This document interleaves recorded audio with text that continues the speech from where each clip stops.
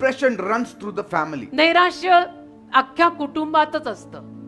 Father was depressed, the son also is. वडील and all that. नैराश्यात असायचे म्हणून आता मुलगाही नैराश्यात गेला आहे They say असं म्हणतात 40 to 60% of the risk with depression is genetic. की 40 ते 60% धोका जो आहे नैराश्याचा तो त्यांच्या रक्तात आहे म्हणून आलाय, कारण त्याच्या वडिलांना होतं म्हणून त्यालाही आलं म्हणे, वंशावळीत आहे Yes. असं.